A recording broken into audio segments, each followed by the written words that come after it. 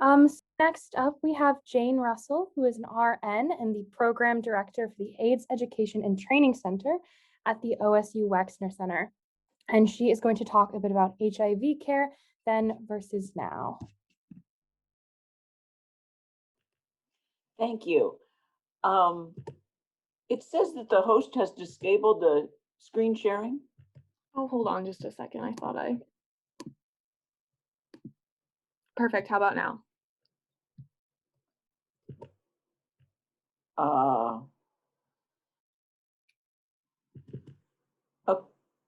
Okay. Yep, we can see it.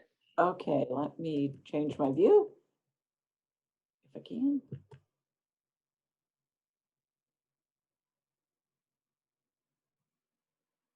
Well, it should say I should have presentation view as a slideshow at the top. Slideshow. I see it. Got it. And then from beginning. There you go. Perfect. So thank you. And I do appreciate this opportunity. I will echo some of my co-presenters in the fact that it's really gratifying to see smart young people interested in HIV. So we appreciate that. I came to HIV, I was in my first job as a nurse was working on an orthopedic unit inpatient at OSU. And we saw a number of hemophiliacs. And so my first HIV patients that I saw were really hemophiliacs who came in for surgery because they had issues with their joints, but they also had acquired HIV from the tainted factor that you've probably heard about before, but factor 8 that hemophiliacs take for their hemophilia. In the early days, of course, it wasn't tested, nor did we have a test. And so they acquired HIV that way.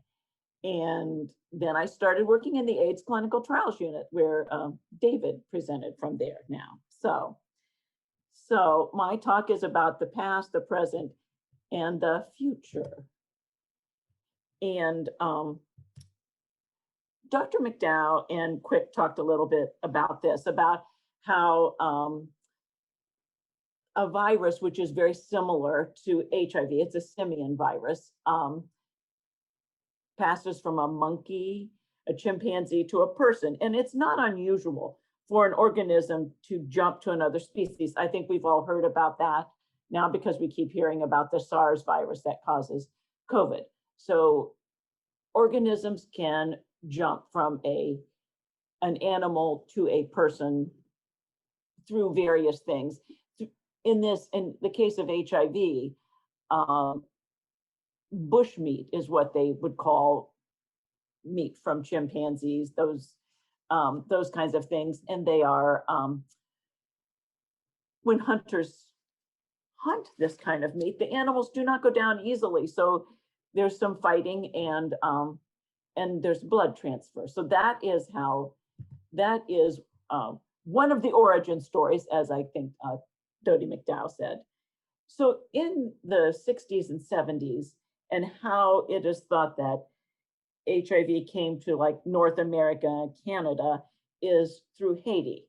And if you follow the maps, you can almost hear like Walt Disney's It's a Small World After All. Wherever people travel, their viral particles travel with them. So that is how HIV travels. And in the United States, we started in 1981 with the CDC publishing their case of 5 young gay men with pneumocystis pneumonia.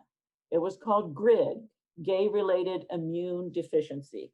And this started a whole kind of thinking that this was a gay plague and that the disease has something to do with being gay.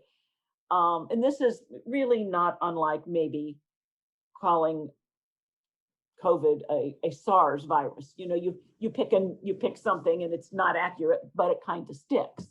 So so that is how things kind of evolved from there. Then it was the 4-H disease, homosexuals, Haitians, heroines, and hemophilia. And then in 1983, they found AIDS in non-drug using women. And heterosexual spread was confirmed in Africa. And at this time, there was a lot of public fear because we knew enough to know it was dangerous, but we didn't really know exactly. We did not know as much. And I think we've seen similar things now with COVID. There's a lot of fear, a lot of Clorox, a lot of things that may or may not be effective, but people want to do something. And there's a reason for the fear. A lot of the patients looked quite ill, and there was no real treatment at that time. We did not know what to do. And the disease progressed. You could find someone looking like this, and a couple months later, they looked like that. So it was a time of a lot of fear and an absence of facts. Rumors grow. So rumors grew. How are we going to deal with this? And it was just a confusing time. And there was not until 1985 really a test in the blood supply for HIV. More things happened. There was more public awareness. Ryan White, a hemophiliac, was refused entry to his middle school. And that caused a lot of attention because people always are, a child was refused entry to school. And you can understand how parents were afraid, but still this was a really cruel thing. And the public really took notice of this. When Rock Hudson died, he was a movie idol of generations past, so that got a lot of attention. And Elizabeth Taylor formed AMFAR. She was, an actress of renown and had been in movies with lots of leading men who were gay, who were affected, Rock Hudson being one of those. So there was a lot of public awareness growing. And then in 1985, the Western Blot was approved. So just to draw your attention back, that headline about finding the pneumocystis pneumonia was in 1981. So it was 1985 until there was a Western Blot, and a real approved accurate test. And at the time, I know vaccines were a question earlier. Vaccines were being studied then. AZT, the first medication, was approved. So that wasn't until 1987. And ACT UP was formed, and we did need that. And we are still seeing the ripple effects from ACT UP today, because they did force the FDA to be more inclusive of the community and also to speed up drug approvals. And this was not helpful just for the HIV community, but it was helpful now in all communities, like cancer, any other kind of chronic illness. The approval process is looked at differently. So we did have AZT, and it did work, but it only worked for a little while. And then people got sick, and it was a very devastating illness. It robbed people of all of their independence, really. During this time, there was a lot of, the fear kind of begat a lot of dark humor. And so people would talk about their CD4 cells or their T4 cells, which we called them at the time. And that's what we watched to kind of gauge their progress. And so the dark humor was that people would ask how many T cells they had. And if you had under 200, that was considered, you were at risk for the opportunistic infections, which, as we learned earlier, those are the things that really cause the mortality of people, were the opportunistic infections. So people would say, well, I have, 50 T cells left, and I'm naming them, I have Henry and Gary and William and Thomas must be absent today because I had, 55 the last time I was tested or something. So it was a hard time. There was a lot of social reckoning at the time because people either went home to their families and were accepted or they were not. Sometimes their friends and family really rejected them. They were fearful. And there was a solidarity in the gay community from the lesbian community also. And it was a little bit of a, because every community pretty much has a hierarchy. And in the gay community, there are certainly the haves and have-nots and the educated and the less educated and the cool and the less than cool. But when they had this common enemy, there was a united kind of a response for that community, which was a really good thing. And if you see this little united colors of Benetton mark in the bottom of this picture, even commercial companies like Benetton was a clothing company, it was an Italian clothing company. They are out of business now, but they ran this as an ad. So there was social activism even in the commercial companies in the clothing industry and others. And this is a picture of the quilt. And this was an early picture. And still look how big the quilt is.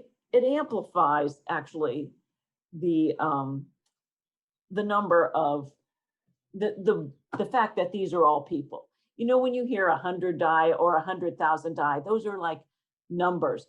But this is really an illustration that everyone who has died had a life, had a history, had a person who loved them.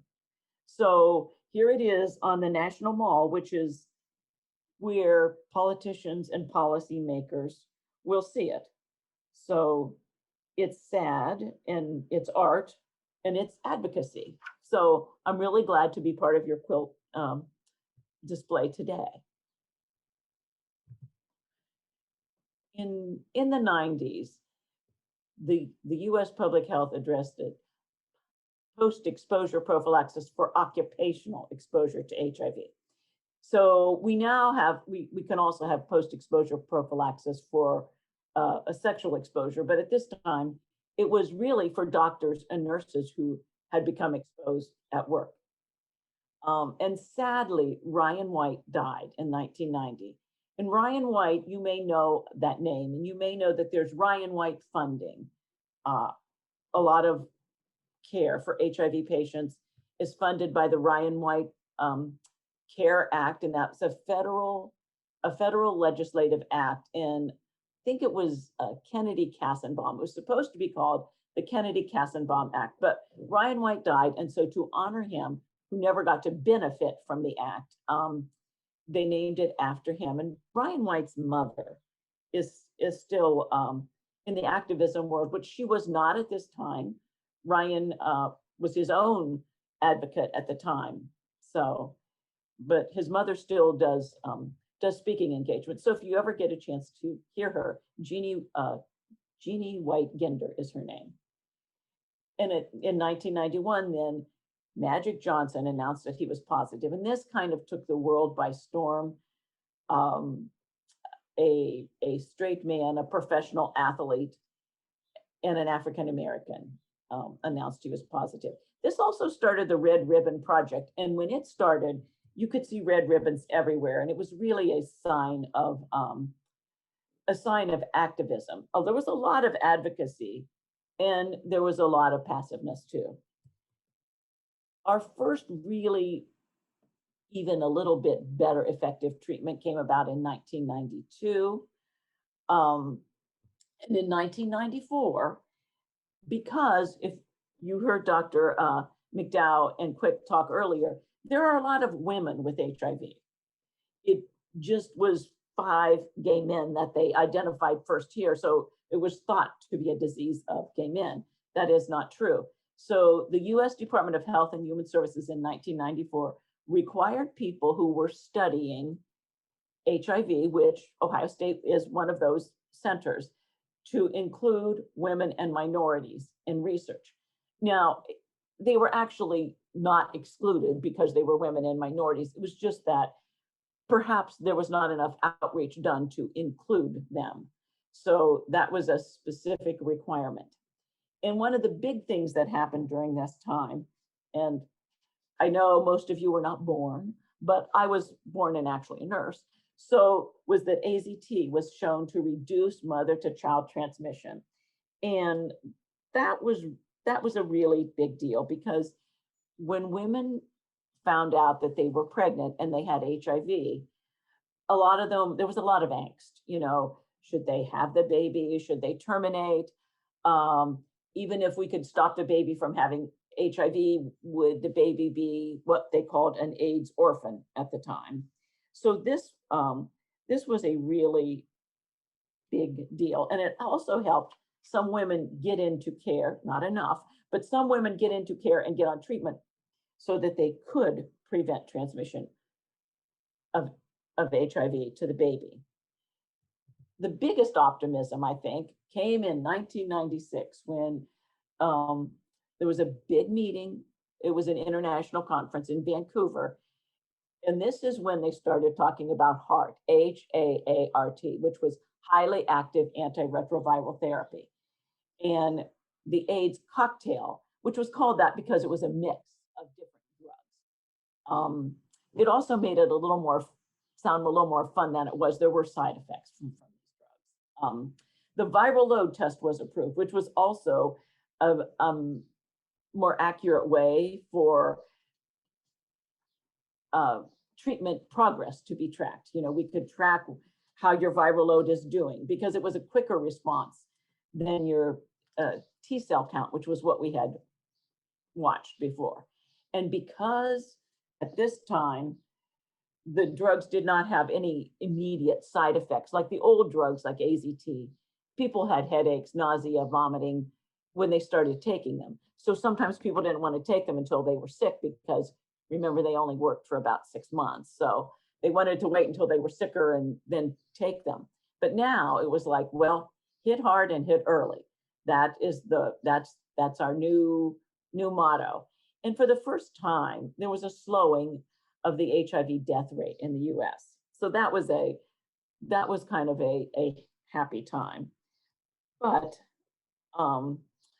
it's always a vicious cycle. Pretty soon we saw some resistance to those medications. And there were also some growing signs of treatment failures and side effects. So that caused people to rethink the hit hard, hit early theory. At this time, through good epidemiology, it was found that 49% of our AIDS-related deaths are in African Americans. And the population of African Americans in the US is about 12%. So that's a disproportionate number. So the Minority AIDS Initiative was formed at that time. And at that time, we also had national treatment guidelines for HIV. And then this is the first time really large scale trials for HIV vaccines started. I mean, not that they had not been looked at earlier, but science was better. We had more patients interested and larger scale trials started. One of the reasons, and I talked about the side effects of the medications earlier, patients felt like in the old days with AZT, they felt bad. With the new drugs, they didn't feel so bad, but they didn't look so good. They lost their subcutaneous fat there in their cheeks. And you can see this guy's arms, he's losing some subcutaneous fat. And you can see in the next picture how people got fat. It was called dyslipidemia. Their fat went to places where it wasn't wanted and left the places it was. So you can see where this guy has a buffalo hump, kind of, they call that, on his back. It was a collection of fat. And some people did have plastic surgery to remove it, but it did come back. You can see this guy's face where he's losing his facial fat, and you can see where fat is collecting abdominally in the corner. And then you can see this man's buttocks, how they're, they have disappeared. Patients called that AZT butt.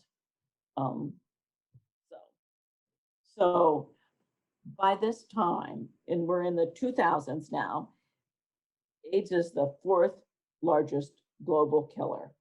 And at this time, even though as we're going along, our life expectancy is improving, in sub-Saharan Africa, life expectancy decreased. And that was a big decrease from age 62 to age 47. And we were questioning that hit hard, hit early strategy. And by this time, women are about half of all adults living with HIV. And at this time, I remember going to a conference, and it was this one world solidarity against HIV. But some of the activists said there's really 2 worlds. One world with all the HIV and one world with all the HIV medications. So, and that was true. Medications were much more plentiful in Europe and North America than they were in Africa, and specifically sub-Saharan Africa. So it was 2 worlds. So we're back to vaccines again, and still we haven't found a vaccine that works. But in happier news, we have an oral swab to test for HIV. So it's easy to test at public events. You don't require a lab. You can go to health fairs. You can go to bars. You can go to bathhouses, and you can test people. And also the treatment regimens were simpler. And we did have our first generic drug for HIV. That was desdanazine. It wasn't that great of a drug, either by trade name or generic, but it did go generic. And by this time, the CDC then is recommending post-exposure prophylaxis for people exposed to HIV from rapes, accidents, or an unfortunate date experience. So this, in Ohio, we do have a special clause in the revised code that if you are sexually assaulted, the emergency room can provide you with your HIV test and post-exposure prophylaxis, and the state will reimburse that. But it has to be a crime. It has to be, so it cannot just be. So the medical recommendations and the legal response are not the same. The medical recommendation is you have post-exposure prophylaxis for any kind of an exposure, but the funding is from the Victims of Crimes Fund. So you have to be reporting this as a crime that you were assaulted. This is the 25th anniversary of the first AIDS case, so that is sort of a grim anniversary. Medical circumcision of men reduces risk of acquiring HIV during heterosexual intercourse by 53%. This was a big study in Africa, which, as I said before, we have the drugs in the US, in Europe, but they don't have as many drugs. So this was a welcome, welcome intervention for them. The other kind of a game changer here was that a triplet was approved as a treatment for HIV, and it was 1 pill once a day. It was 3 medications in 1 pill. So that was, from a business point of view, kind of a breakthrough, because the 3 medications that were in that 1 pill were not all from the same drug company. So that had to be a cooperative effort, and it was. By this time, we have 33 million people living with HIV, and another vaccine trial is halted due to no benefit. But we did happily have the Berlin patient cured, and we've talked about the Berlin patient. So he's not really from Berlin. He's actually from the US, but he did have his bone marrow transplant there, I believe. But as we said, bone marrow transplants are not a prime time type of an intervention. They are, it's a dangerous procedure, medically dangerous. By dangerous, I just mean it is involved and it is not without a lot of risks. And I think Maraviroc was talked about by Nick. It was the CCR5. So he talked about how you can delete a certain gene and make you less vulnerable to HIV. I don't mean to interrupt, but I did just want to give you that 5-minute warning. Okay, good. I think that will work out great. So now we say that the annual number of HIV cases is stable since the 90s, but it is not evenly applied. Men who have sex with men have a higher rate. Washington, D.C. has a higher rate than West Africa. And this was very sobering, right? We are the place with all the drugs and we have a higher rate of HIV. So something is not quite right. A lot of progress happens more quickly. As time goes on, progress happened more quickly. Obamacare had special protections, so people living with HIV could not, they could get insurance. Complera, another single tablet regimen, was approved.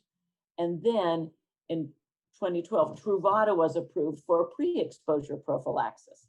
So I think David talked about that. Pre-exposure prophylaxis means if you're at risk, you could take this pill and you would not get HIV.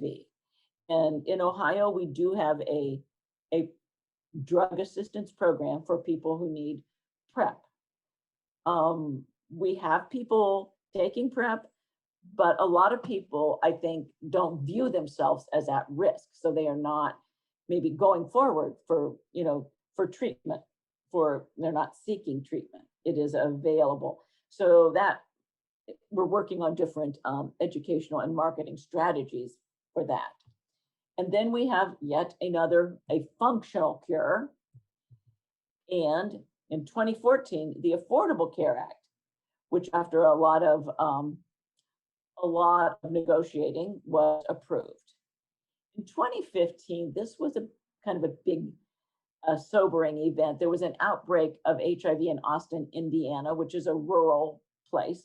It did highlight the need to examine the previous ban on needle exchange. And so Mike Pence was the governor then, and he actually reversed his previous laws and did allow needle exchange in that event.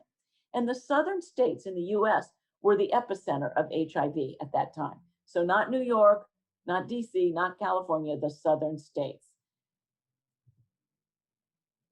The START study, which I believe Nick talked about, it was strategic timing of antiretroviral treatment, found HIV treatment should be started at the time of diagnosis, which means, when you're diagnosed, it doesn't mean the day that you get diagnosed, you take pills in your mouth, but you do not need to wait. In earlier times, it was like, let's wait till their viral load is this, or let's wait till their CD4 is this, or something like that, because the treatments were not, without side effects. Now, right away is better. And there's a continuing and growing recognition of comorbidities. And we talked about these. I think that people with HIV are 2 times as likely to have heart disease as their HIV negative counterparts. And that is something that is definitely being studied. U equals U has been talked about. Health equity has been talked about. It continues to be a challenge and a focus. As you heard from David, research continues and has some really exciting things upcoming. One of them is, can fewer but more potent medications work as well or better? So patients would not have to take as many, and will injectable medications help adherence? If you just had to get a shot once in a while, would that be better for you? The treatment guidelines are updated regularly, and address special conditions like adolescents or pregnant women or other comorbidities. And also we have a lot of help online. And am I at the end of my time here? Where are we now? AIDS is still a crisis. It's more of a crisis in some communities than others. And I will say that I'm glad that you're here, because the next is what is the future, and the future is you. We continue a lot of vaccine research, taking innovative looks at prevention and treatment, and we're always trying to work with education. So that's the end of my slides. I think I might have a minute if anybody has a question. Thank you very much, Jane. And if you're comfortable, you can also put your contact information in the chat for anyone to email you with questions or anything like that. Okay, I'll do that.